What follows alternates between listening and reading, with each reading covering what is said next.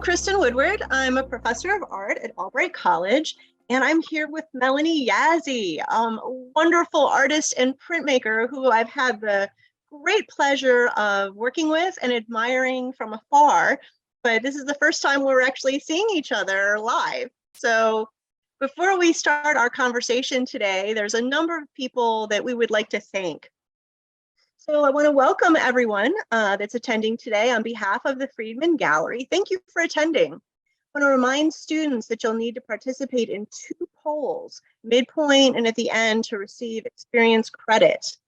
On behalf of David Tanner, the Dean of Arts and Cultural Resources, and myself, I'd like to thank not only Melanie Yazzie for joining us today, but members of the Visual Arts Committee, Albright's faculty and staff for their support of the gallery and its programs, especially the Department of Art and Art History, the Freedman Gallery and CFA staff, including Rich Hauk, Kate Mishricky, Abby Platero, Stephen Nicodemus, Kara Johnson, Heather Hoff, and the Freedman Gallery attendants and CFA interns, our student workers, including John Villano, who is assisting with today's virtual presentation. I want to remind you that the print portfolio that we're going to be discussing today is from our collection, and it celebrates the historic ascension of Kamala Harris to the U.S. Vice Presidency. It is on view through March 10th, and the exhibit is free. Oh, she's holding up a print. Free and open to the public, Tuesday through Friday, 9 to 5, Sunday, 1 to 4. We have a public reception with our Board of Trustees tomorrow, Friday, February 10th from 5 to 7. It includes free food and beverages. So we hope you will attend that as well. So I was just going to read Melanie's biography, just a real quick bio before we start this morning. Her subject matter is significant because the serious undertones reference Native post-colonial dilemmas. Her work often brings images of women from many Indigenous cultures to the forefront. Thus, her work references matrilineal systems and points to the possibility of female leadership. Her works are in numerous public and permanent collections, and she is represented by Glen Green Gallery in Santa Fe, New Mexico. Welcome, Melanie Yazzie. You're kind of a rock star to me here. So we're hoping you can tell us more about yourself and how you came up with the idea for this project. Hello, everybody. I teach at the University of Colorado at Boulder, and I think when I first started in printmaking in the early, it was in the 80s and 90s, I started participating in these things that we call print exchanges. And print exchanges are projects that printmakers participate in, and you come up with an edition number. So for this project in particular, the edition number is 30, and the organizer for this one is myself. I figured out that we would need 6 different collections, and then we have 3 exhibition sets. So what happens with the print exchanges is everybody makes an edition of 30, and then everyone gets a print from everyone else. They have their prints in all these different collections, and they're responding to a theme. In the early years of my practice, it was about almost like a way that a printmaker has a business card. You would make these prints and your works would go out to the world, and people would see your work and come to know you as an artist. And I, as a native person in the field, I was invited to a lot of different places. I've spent time in Japan, in France, Germany, different places in Mexico, all 50 states. And one of the things that would come up a lot in my travels and in my experience as a BIPOC person was that people would say, "Oh, you're so lucky that you're a woman and that you're a minority. You just get all these opportunities that we don't get." And that kind of sat in a really weird, uncomfortable place for me, because these opportunities would come to me, and I couldn't really deny that it was because of who I was and my community. But I also started to think, like, what can I do with this I guess, this ability to be going to all these places. And on at the same time, being in academia, I started to see that as I went through my undergraduate career, when I met with different faculty, I started to realize there were certain ones who understood where I was coming from and wanted to hear who I was as a BIPOC person. But a lot of times, and this was like I was in college from, gosh, 85 to 90. I was 5 years in undergrad school, and a lot of my early undergraduate experiences with professors was a lot of times people couldn't believe that I made it to higher ed. There was a sense of like that I wasn't going to succeed because I was really shy and didn't know how to put myself out there. So a lot of opportunities were never presented to me because I was just shy and I didn't know how to ask for opportunities. And I started to realize as I went through my career that the ones who succeed are the ones who can hustle and get exhibitions and get to present in different places. And the Melanie Yazzies who are shy and withdrawn weren't going to get these opportunities. And so that experience, coupled with the idea of learning about the print exchanges and these people having this idea of how I had these special privileges, I thought what I could do in my calm, slow way of protesting what's happening in the art world is I can begin to organize print exchanges. And I know high profile artists like your professor, and I know artists that are just starting out, and these high profile people will be able to get their works, collections and locations will want their work in their collections.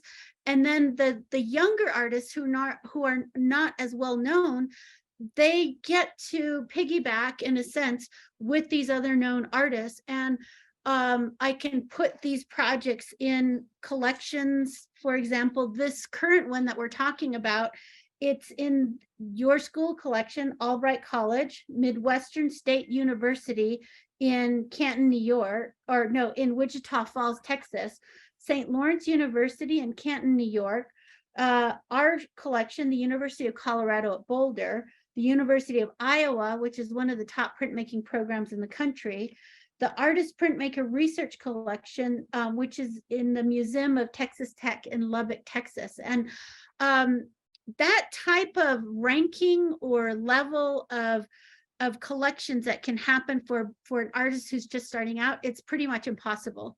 So through these projects that I've been organizing for over 10 years, I've organized over 100 of them.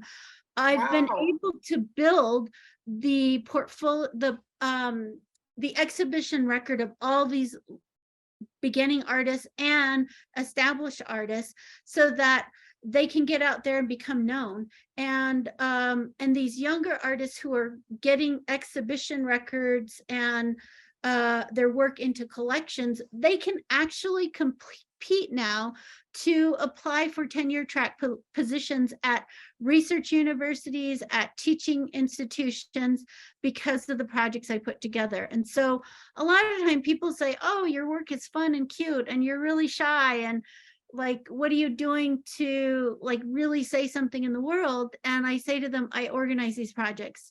And it's not just like one or two artists, it's like over 500 artists or more that I'm communicating with and that I'm helping build their career. So this idea of a print exchange, it seems really small, but it's like a ripple effect. It touches out so far, and the benefits in the long run are gigantic. Well, it's a very generous thing that you've done, and I'm one of the artists that has benefited from you. Can you tell us a little bit more about some of the participants? Like, how did you find people? Since we had never met, how do you make these connections through printmaking? Yeah, well, what the way I started making connections with a lot of people is I would go to printmaking conferences. There's the Southern Graphics International Print Conference that takes place every year. The Mid-America Print Conference is a more regional, smaller printmaking conference. And then the Impact Conference, which is, I think it's a biannual international conference. And I think this year it was in Bristol. A couple of years back, it was in Bristol in the United Kingdom. It's been in Australia. It's been in Estonia. I've been to some of those. And so at these printmaking conferences, what happens is there's a certain part of the conference that's dedicated to this thing that we called open portfolio. And during the open portfolio, at the larger conference at Southern Graphics, they'll have like 4 or 5 hours that's dedicated to open portfolio. And each artist is assigned a 4 feet by 6 feet table to put their work out. And when you pay for your registration, you get assigned a time. So there's 4 rounds, and then they'll say you're part of A, B, C, or D. So what I started doing at the conferences is I would go to open portfolios, and I put on my curator hat, and I would go around looking for new artists to put and invite to print exchanges. And so I would see them with their work, and a lot of times I was looking for the shy, quiet artists that nobody at their table, because I thought this one's going to need some help. And of course, if I liked the work and thought it was interesting and engaging, then I would ask them questions and talk with them. And then I'd say, hey, would you like to be in a project? And they'd say, oh, I think I would. And then I'd give them my email, and I'd say, email me today by 5 o'clock. And I'm going to organize and put this together. Whoever sends me an email by 5 o'clock today, I'm going to put you in a project. So that was sort of like my little gateway of seeing if somebody was very on it. And so the ones who did send me an email and their address and answer questions right away, they would be put into a project. And then the next step for me would be contacting artists like Corwin Claremont, who worked for a number of years at the a university in South Dakota and in Montana. Terry Conrad, who teaches at the University of Iowa. Let's see, Tracy Featherstone, who works at the Miami University in Ohio. Ruth Ann Goodali, who works at head of printmaking at Macalester College. Anita Jung, who also works at the University of Iowa. Catherine Maxwell, who's one of the top printmakers in the country and teaches, she's now retired, but she was teaching at Arizona State University in Tempe. So I'd reach out to these heavy hitters, and of course, Kristen, reach out to them and say, look, I'm forming this project. Would you like to be involved? And a lot of these people know why I do the projects and how it benefits younger artists and established artists. So they would say, of course, I want to be in it. And then I would invite them to it, and everyone would then be given a deadline to make the work, and then we'd be off and on the way. As the project would unfold, that's when I would start reaching out to collections or different places. And then a lot of times I would communicate with people in the project and say, would you be able to exhibit it in your community? When might you be able to do that? And then that's where the benefit of being in the project would then like unfold even bigger, because then people would be exhibiting it at their schools or in their locations, similar to what's happening at your school. And then the added bonus is what we're doing right now. Oh, we're delighted to have it here. And I just took a class through yesterday. We talked about the different print processes.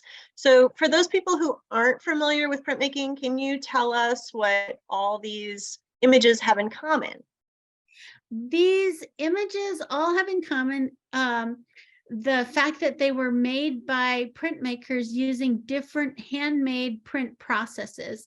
Some people have done lithography, which is working off of a lithography stone, which is a limestone, and it involves like drawing on it with a greasy pencil of some sort, working with gum arabic and what is it, gum arabic and nitric acid to etch the image into the stone and print them. There are certain people who are doing etchings where you're scoring into a metal plate or putting a ground on the plate, scoring through it opens up the plate so that when you put it into either acid or ferric chloride, it bites the surface and creates a place where the ink to go into so that it'll print on a wet sheet of paper, which then is dried and flattened.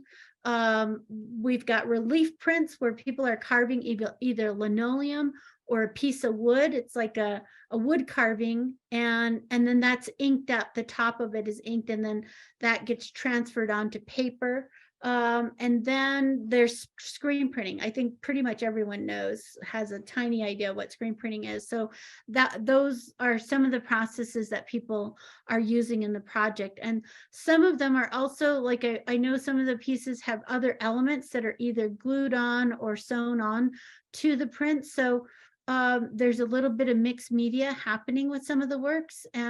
But the common thing is that there's printmaking process that everybody's using to make their multiples for this project. Yeah, I think some students were surprised. Like, I think there's a print, it's just text, if it's letterpress or screen print, and they're kind of like, well, you just hit print on the computer. And so I was explaining to them that printmaking is much more than that, right? The hand manipulation of a surface. And the one print, I think it's Ruth Ann Goodall's print that has the text on it.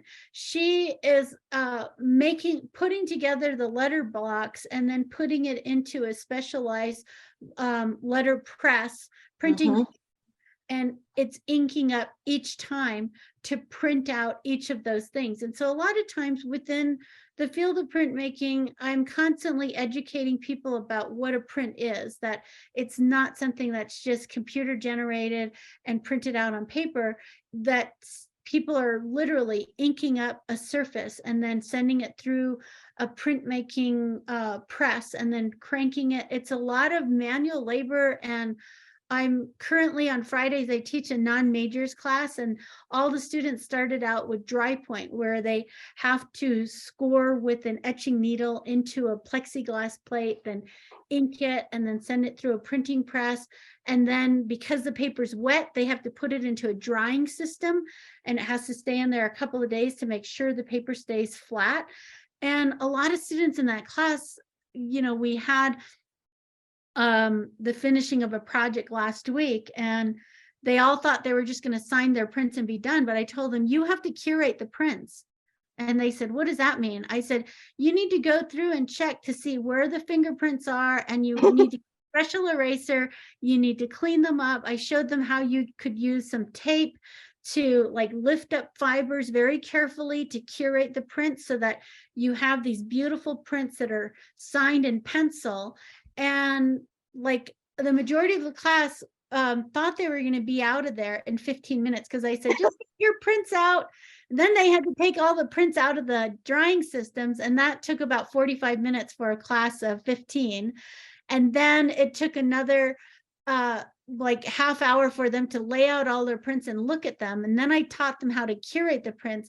So what they thought was going to be a quick 20-minute class turned into 2.5 hours later. Some of them were barely getting the prints curated, cleaned up to sign 6. They printed 10, which they thought was incredibly hard. And I said, 10? I have this project called Kamala Harris, and we had to print an edition of 30. How many prints do you think we needed to do to get 30? And they were like, well, you told us that we should print double. So you were printing 60? I said, yes.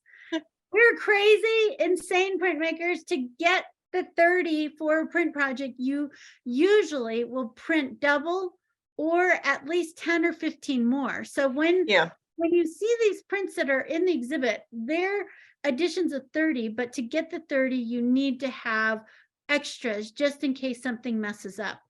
So when you're getting a limited edition print, I always tell people, feel the paper, because if it's really a limited edition paper, it almost feels like fabric.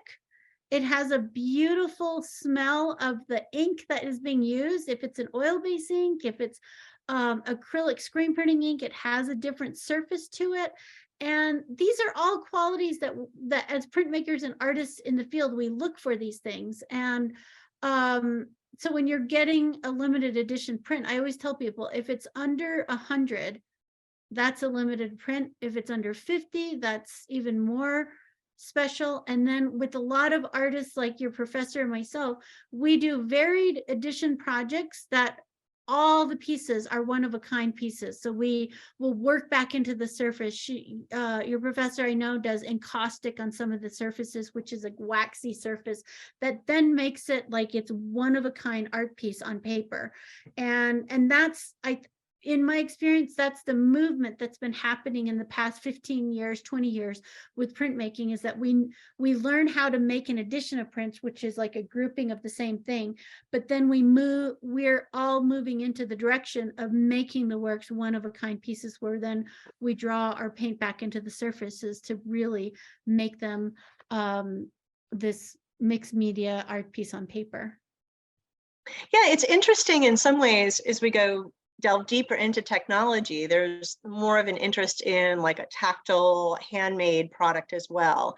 And I think artists can certainly embrace both, but it's this kind of tenuous balance in between them, right? And Melanie, can you tell us a little bit more about your image that's in the show? Yes. I'm going to put my glasses on. I'd like to share my statement for it. Let me hold it up so you can all see it. Great. And it's a screen print, and it's a 2-color print. This is the print for my part in the project. And then I wanted to show everybody that this is the colophon page for the project. So on the colophon page, there is a monotype and screen print background on this image. And then there's an envelope here. And the colophon for the project is, it lists all the people in the project.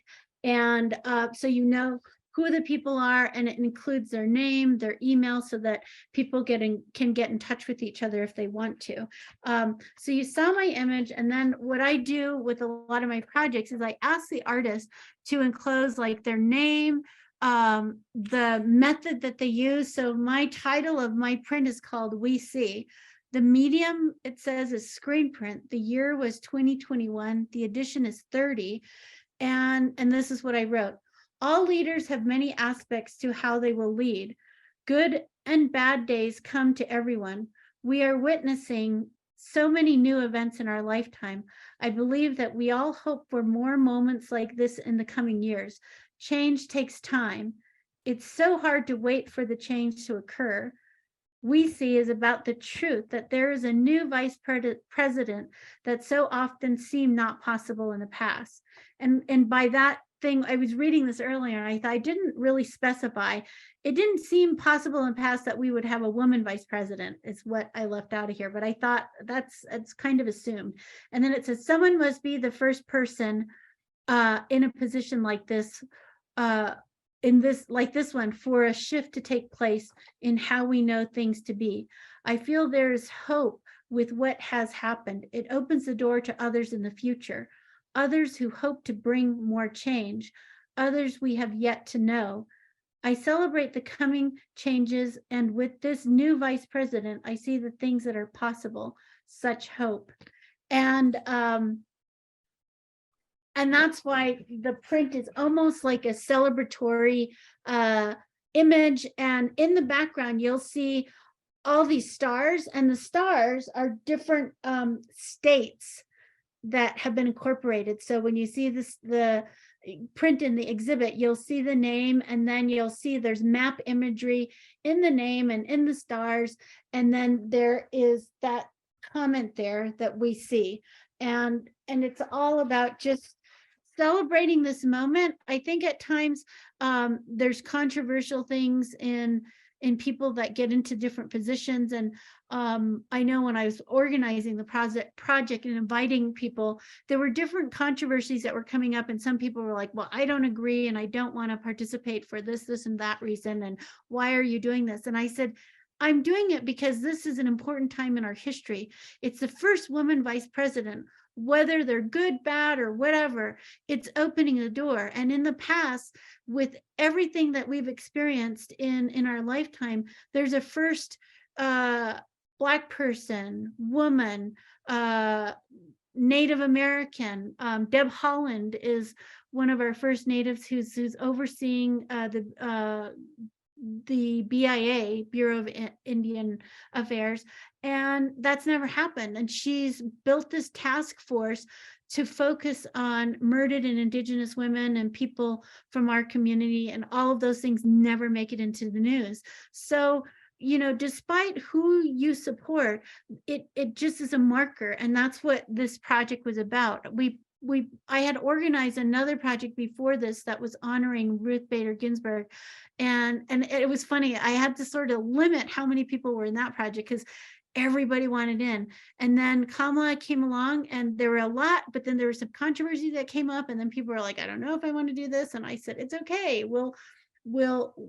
It's really not about this thing. It's about this larger picture. So when I'm organizing these things, I'm hoping that people participate and that we have all these points of view that come out in the project that is giving hope to people. You never know when the next leader is going to see one of these projects and decide to make a change in their work or a decision that they're making when they see an art piece. So a lot of times I tell people, artists, we are these silent, people that are shouting out about different things and giving permission for people to see the world through our eyes, through the images that we make, that it might empower them to find a voice in them, within themselves, to make change. And that's what these projects are about. There isn't like a right way or wrong way. There's just a lot of different perspectives and ways to see the world. And that's what I want people to learn from these projects.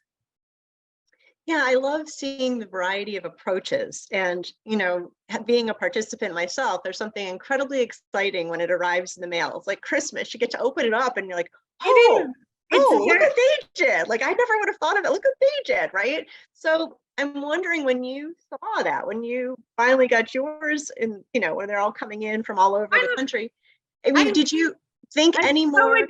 I'm so addicted to that. It is a rush, isn't it? It is.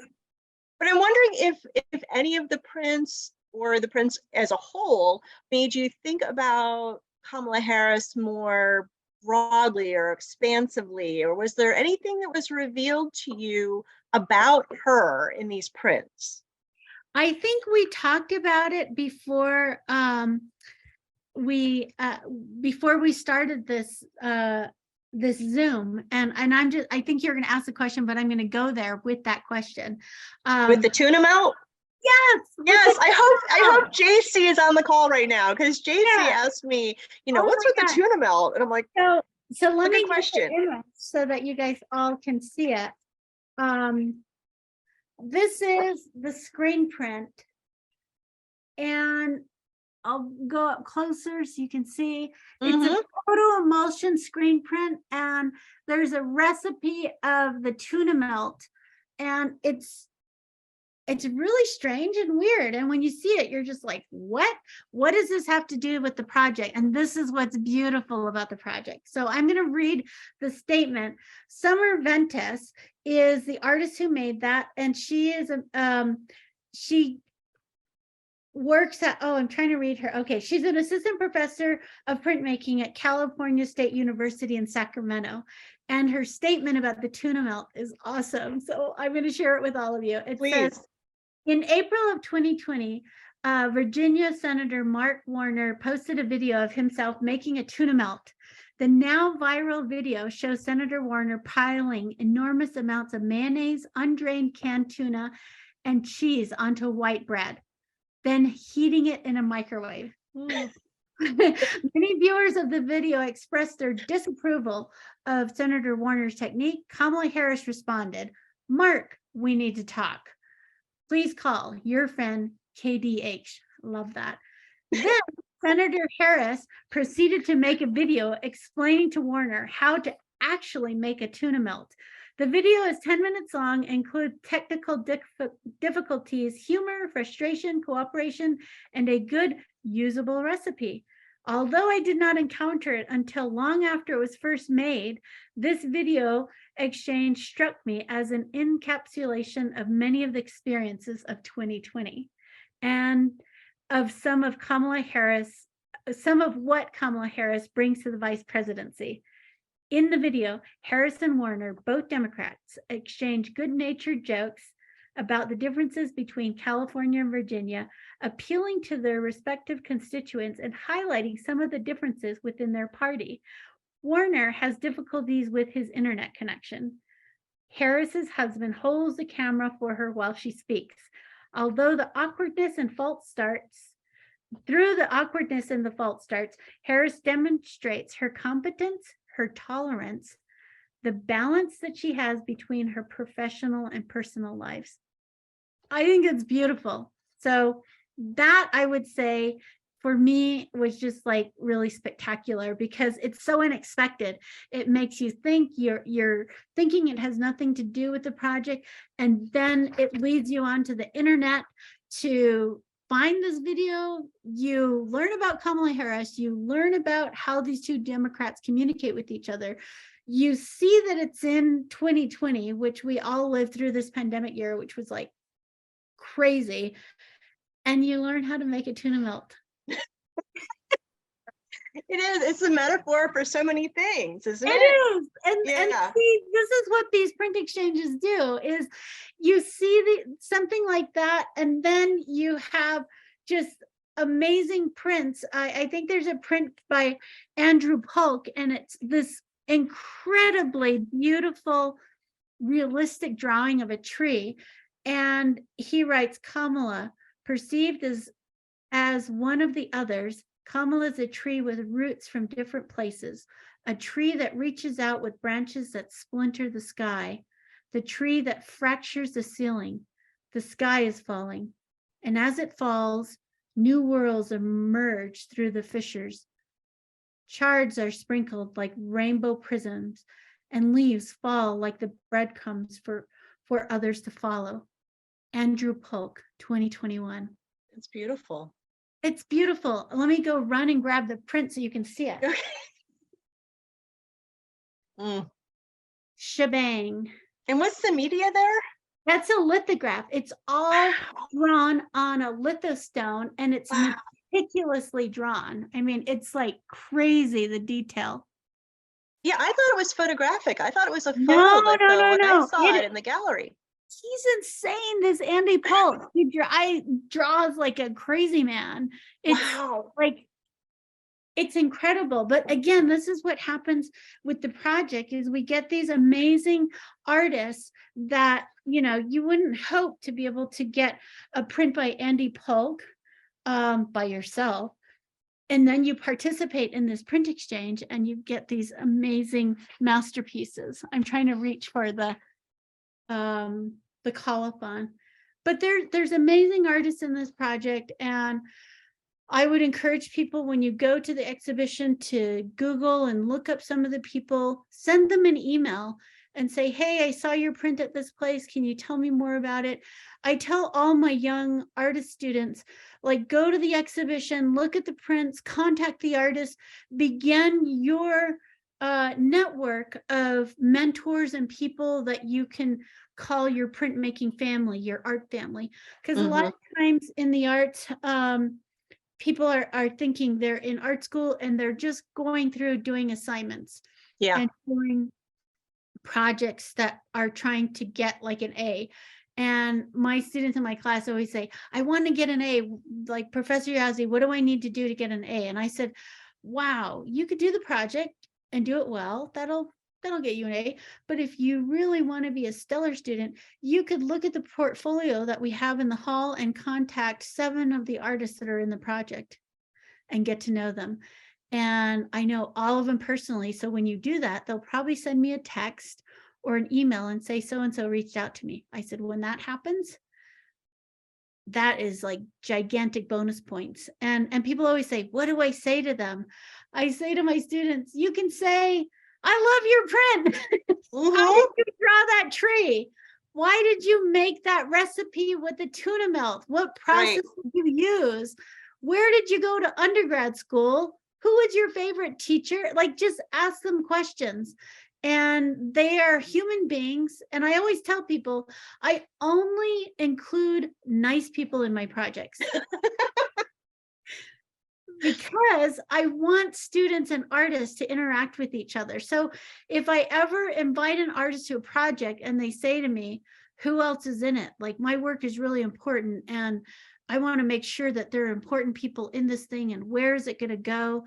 I will often say to that person, I'm not sure this is the project for you. And they say to me, well, why not? Like, you're really important. You do this and that. And I say to them, this project is about building the career and lending a hand to the person behind you. And I'm not sure where the projects are going to go. And I'm putting together a grouping of artists that are, some are established and some are emerging. And if you're not okay with that, you shouldn't participate. If you're more concerned about it being an important project, then maybe this isn't for you. And at times I've had people who've like backed out, and then later they'll see the project being shown at the Denver Art Museum and they're just like, oh my gosh, you didn't tell me. And I said, I didn't know. I was talking with the curator and we saw them at a coffee shop in Denver, and I was with a young artist and they were working on the project and we were just talking, and then the curator walked up and they said, what are you doing, Melanie? And I said, I'm working with this young artist. We're working on this project. And then that curator says, that sounds really interesting.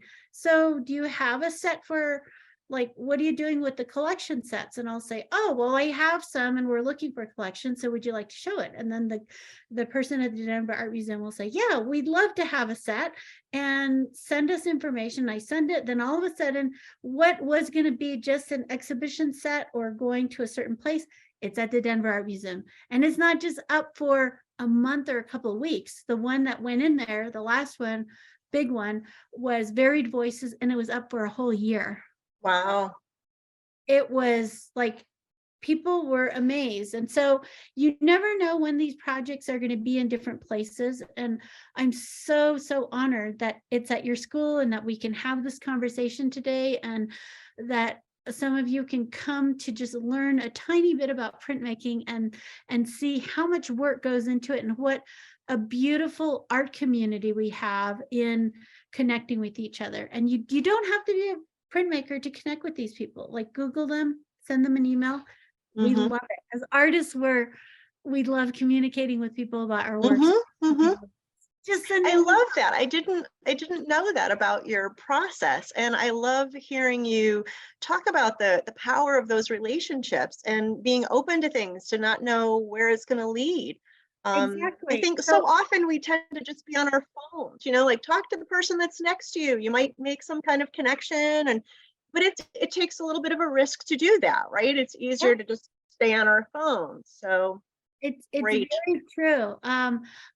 It was interesting. I was doing a project some years back, and I wanted to include somebody from Australia, but I wasn't sure how to go about like finding someone. So I just Googled Printmakers Australia.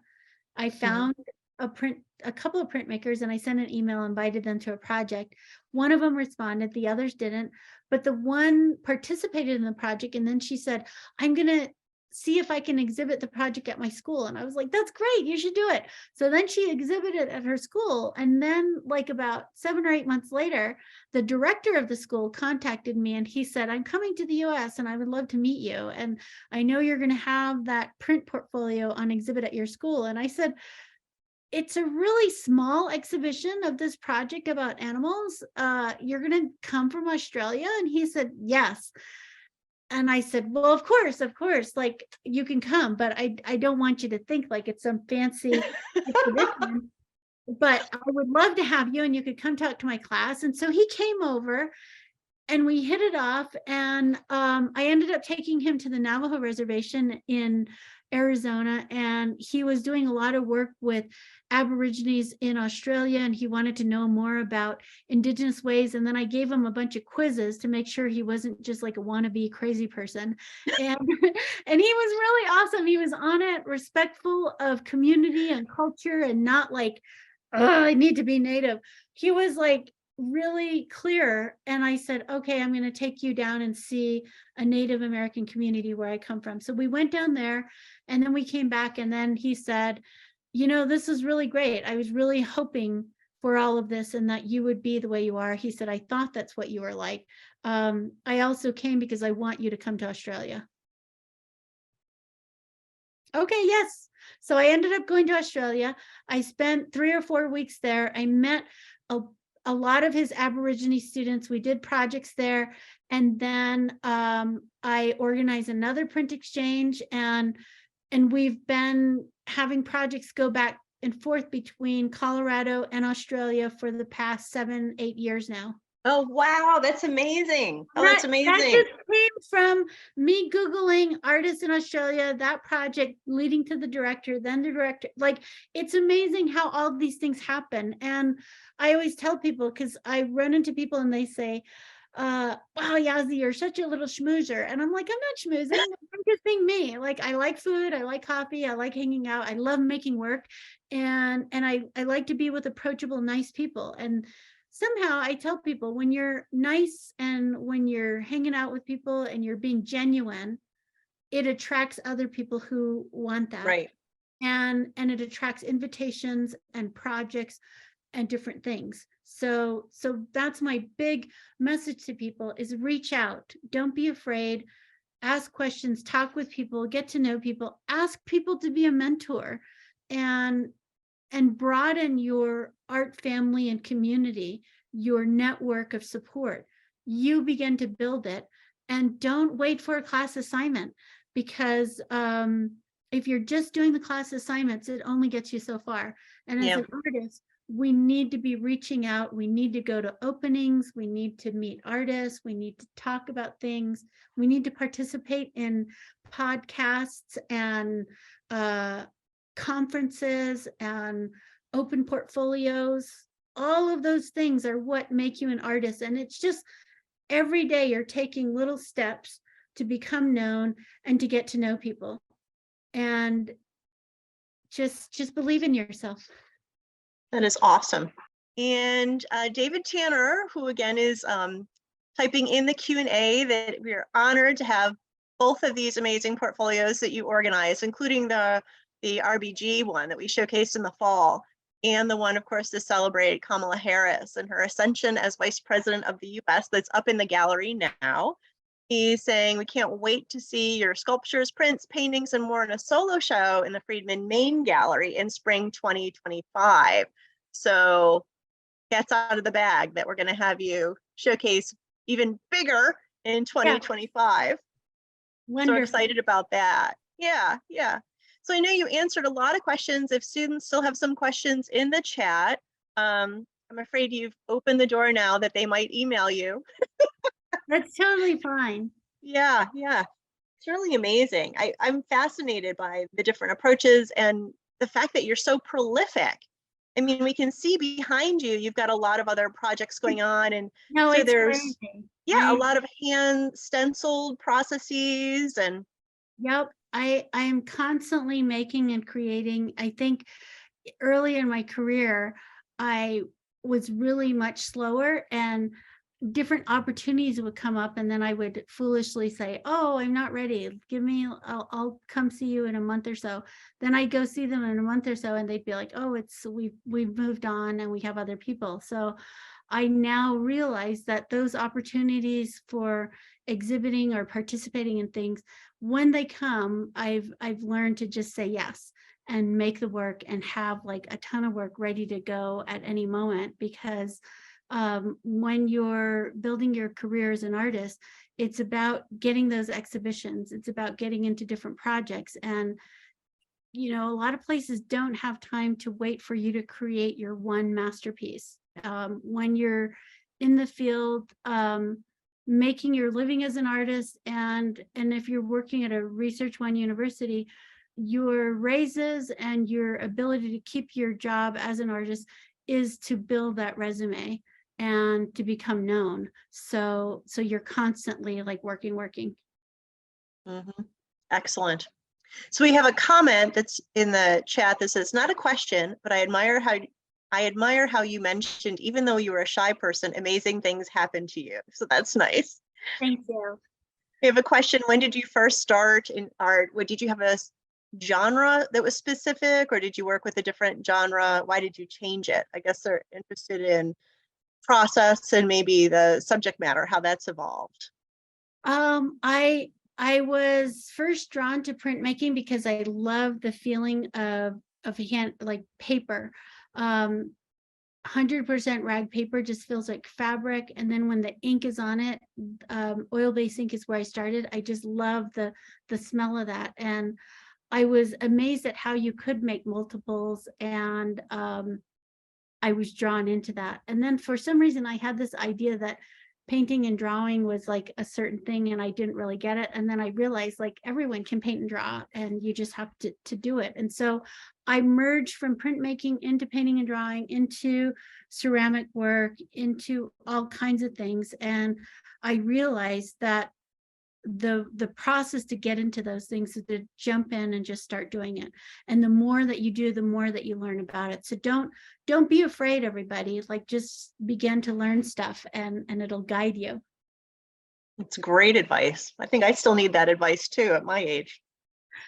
So another question we have is, who were or are some of artists, especially Native American Navajo artists, who inspired and nurtured you?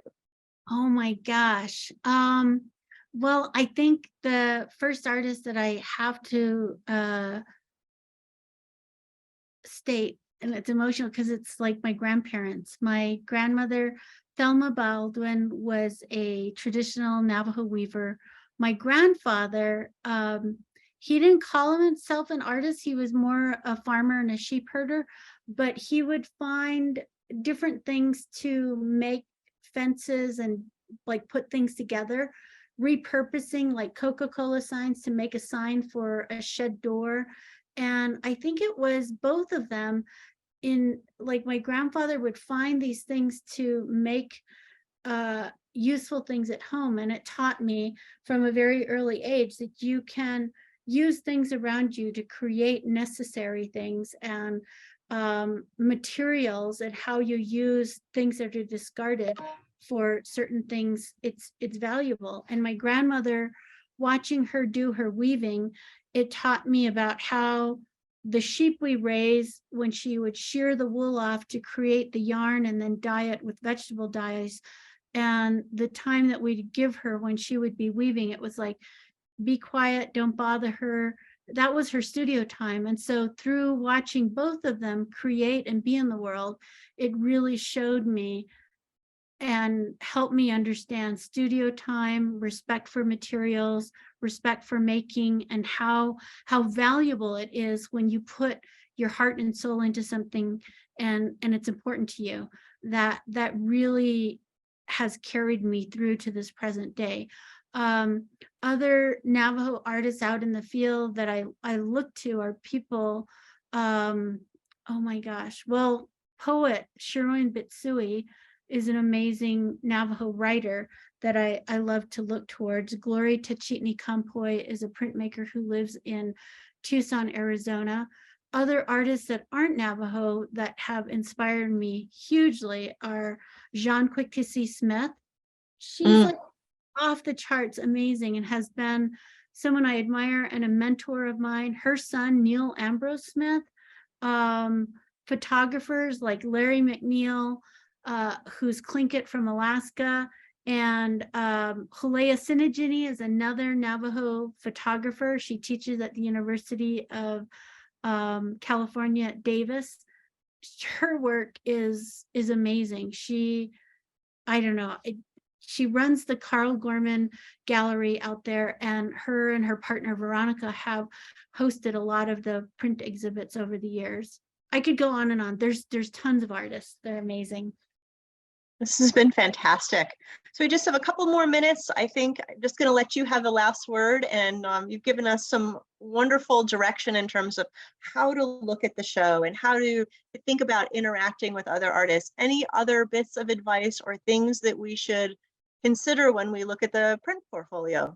Yeah, what I would say is, it's just repeating what I said earlier, is Google the artists. Like, look at the names, look up Corwin Claremont, who's in the exhibit, Carrie Conrad, Tracy Featherstone, Ruth Ann Godali, Jade Hoyer, Catherine Maxwell, like some of these, Andrew Polk, Melissa Schulenberg, like Google them, look them up, make contact with them, ask them questions about their work, because again, a lot of this community building starts with very simple questions. It doesn't have to be like this earth-shattering thing. Just ask a simple question, introduce yourself, and you'll make a friend, and hopefully at some point you'll find mentors outside of your school through projects like this. And when each of you finishes your undergraduate career, if you're an artist and want to look towards going to graduate school, all of these mentors that you're gathering and who are giving you feedback on your work, they will then be able to, if you're keeping in touch with them regularly, they'll be writing letters of recommendation for you for graduate school. And heck, if you're applying to graduate school in the arts and you have a letter from Andrew Polk and Anita Jung and Harry Conrad, like, people are gonna be like, they came from that school, but how do they know these other people? And it's amazing, because I tell this to my students, and my really strong students who have followed these directions. The Stephen Knapp is finishing up at Rhode Island School of Design. He got a full ride. Healy Takahashi is finishing up at Knoxville, Tennessee. She didn't get a teaching position her first year, but she got one afterward, and she's moving out into the world. Another student of mine applied to the Chicago Art Institute, got in there. One of my students is up in Edmonton, Alberta, working with Sean Cofield, like freaking rock star, and she's up there working with him. Another student's at Bowling Green, Jordan Behill, started there this year and is finishing her first year. And people always say to me, how do you get your students into these amazing grad programs, and how do they find the funding? I said, they started 4 years ago. And they said, what do you mean? I said, they started by finding out who Sean Cofield is. They found out who Terry Conrad is. They know who are the printmakers that are running the program at Rhode Island School of Design. They saw a project that they were in. They've had this relationship for years, and now when they're applying to grad school, they're not just having my letter, but they have all these amazing artists from these projects. And that's how it works in the art world, is getting to know each other and being genuine. Be genuine and don't be afraid. Melanie Yazzie, this is excellent advice for art and life, I will say. Thank you so much for joining us. I'm so appreciative. Everybody who's still on the call, please come physically to see the show in person. Tomorrow there's a reception from 5 to 7. There'll be lots of great conversation. And meanwhile, we can all look at how to correctly make a tuna melt, right? Yes, watch the video. But reach out to the artists. I'm really excited to have met you all. I wish I could see you all.